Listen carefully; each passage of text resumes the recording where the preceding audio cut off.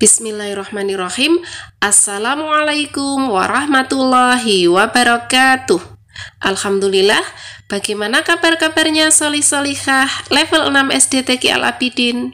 Semoga senantiasa sehat dan selalu dalam perlindungan Allah Subhanahu wa Ta'ala. Alhamdulillah, hari ini insya Allah kita akan belajar IPA. Tapi sebelumnya kita mulai dulu dengan membaca basmalah.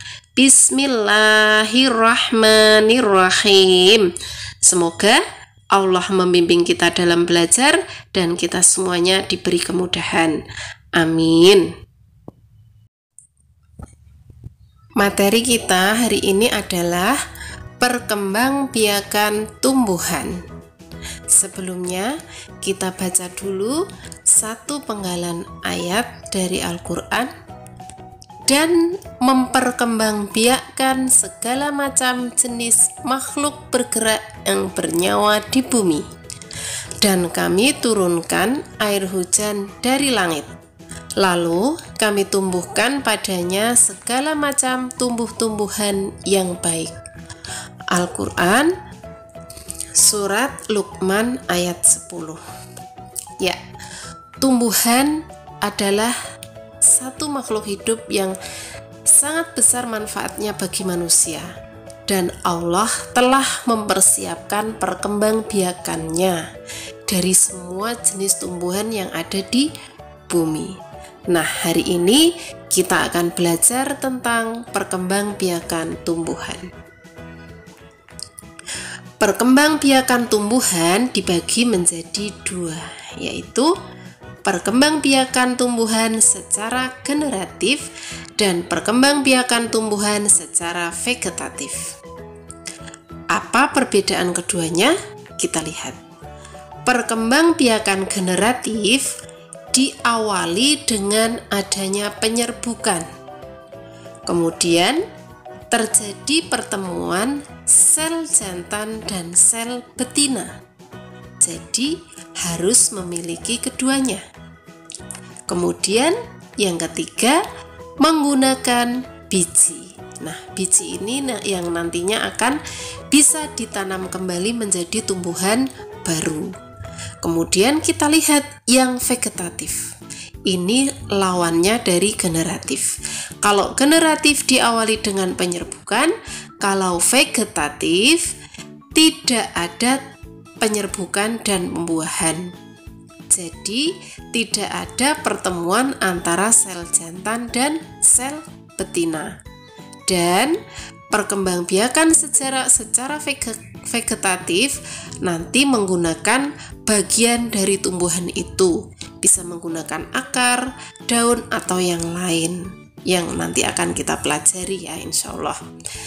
Nah, kemudian kita lihat yang pertama, perkembangbiakan tumbuhan secara generatif. Perkembangbiakan tumbuhan secara generatif terjadi pada tumbuhan berbunga. Kenapa harus berbunga? Karena pada bunga itu nanti terdapat sel jantan dan sel betina. Kita lihat bagian-bagian bunga. Di sini ada nomor 1 sampai nomor 9. Coba nanti kita lihat sel jantan dan sel betina ada di mana. Nomor 1, mahkota bunga. Ini bagian bunga yang paling besar ya, yang menentukan warna bunga itu. Biasanya paling mencolok ya. Kemudian yang kedua, kepala benang sari. Yang ketiga, tangkai benang sari. Nah, kepala benang sari dan tangkai benang sari ini bersatu menjadi benang sari. Kemudian bagian yang selanjutnya adalah putik yang terdiri dari 3 bagian. Yang pertama kepala putik, kemudian nomor 5 tangkai putik, dan yang keenam ini yang ada di dalam putik itu adalah bakal biji. Nah, kemudian yang nomor 7 adalah tangkai bunga, nomor 8 dasar bunga, dan nomor 9 kelopak bunga. Nah, sekarang kita lihat nomor 2. Di nomor 2 inilah terdapat serbuk sari di kepala benang sari ya. Jadi di sini terdapat serbuk sari. Kemudian karena serbuk sari itu menjadi sel jantan, maka bisa dikatakan bahwa alat kelamin jantan pada bunga atau pada tumbuhan adalah benang sari. Kemudian nanti serbuk sari ini akan jatuh di putik, karena putik ini merupakan alat kelamin betina. Nah, itu bagian-bagian bunga.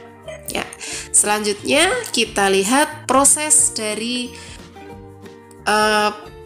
perkembangbiakan secara generatif. Tadi sudah disampaikan, perkembangbiakan secara generatif diawali dengan penyerbukan. Apa itu penyerbukan?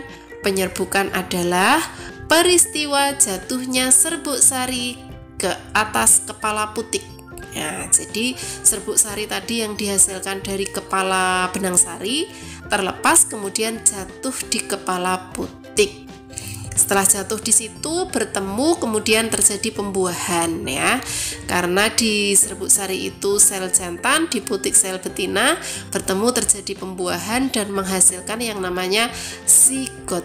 Nah, sigot itu akan berkembang dan menjadi biji. Biji inilah yang kemudian ditanam menjadi tanaman atau tumbuhan baru. Kemudian kita lihat penyerbukan. Ada macam-macam penyerbukan. Kita lihat ada satu bunga di sini. Di sini akan terjadi penyerbukan sendiri, yaitu jika serbuk sari dari satu bunga jatuh di kepala putik bunga itu sendiri.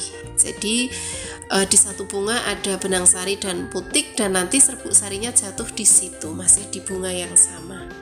Kemudian yang kedua, kita lihat bunganya ada dua, tapi perhatikan bagian bawahnya bahwa dua bunga itu masih dalam satu pohon, satu tumbuhan.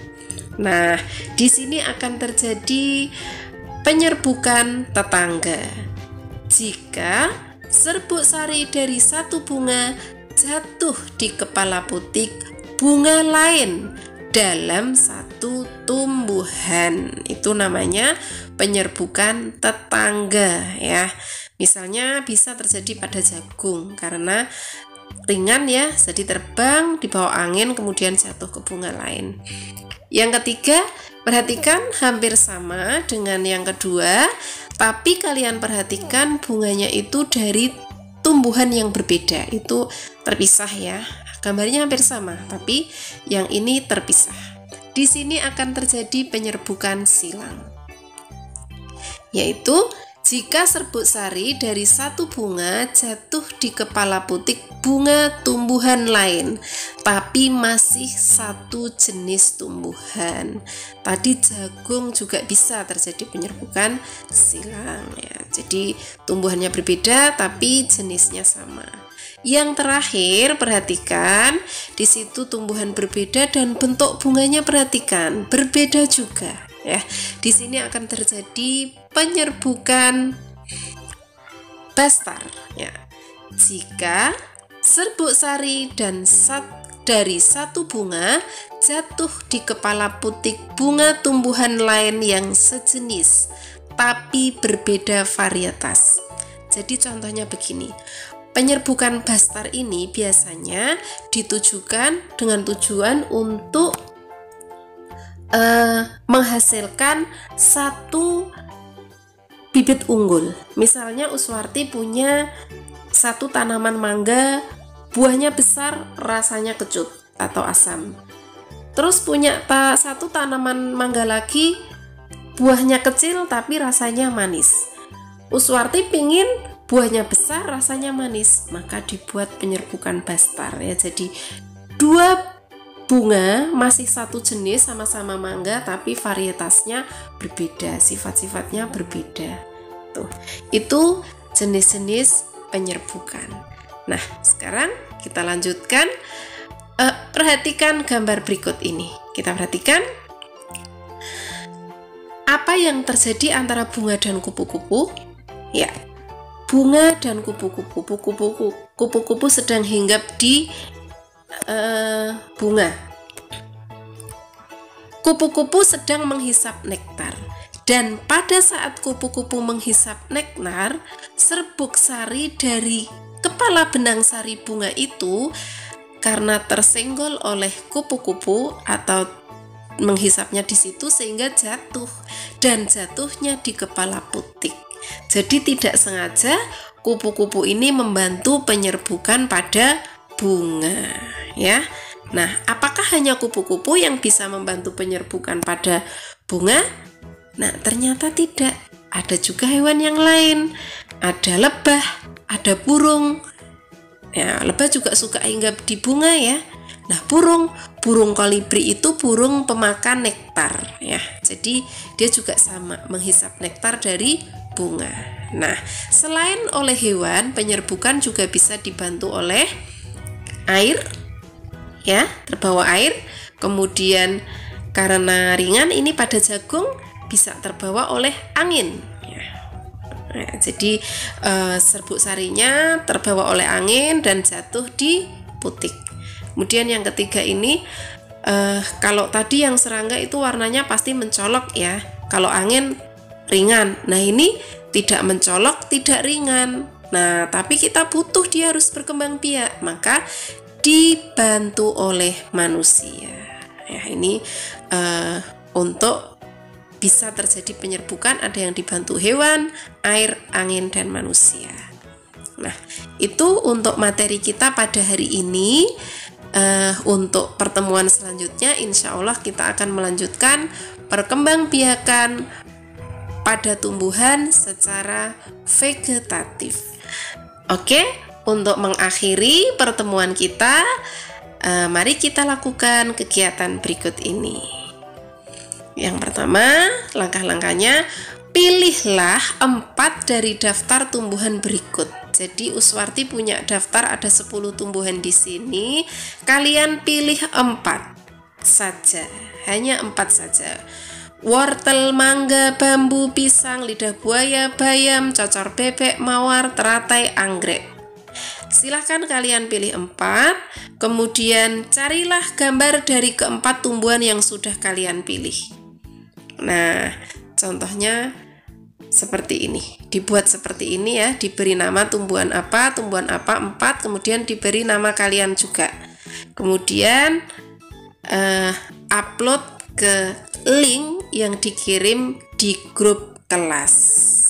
Nah, gampang kan?